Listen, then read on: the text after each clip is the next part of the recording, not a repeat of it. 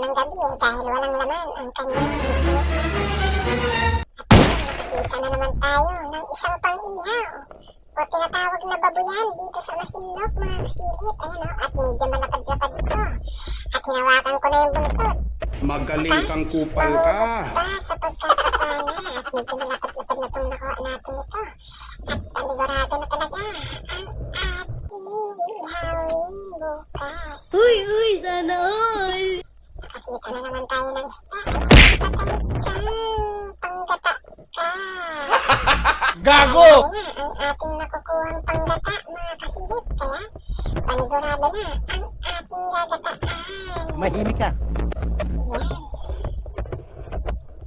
Medyo marami-rami at malabas sila ngayong gabi mga kasilip kahit medyo malabo ang tubig at may nakita na naman tayo isang lipistikan at medyo malapad to mga kasilip.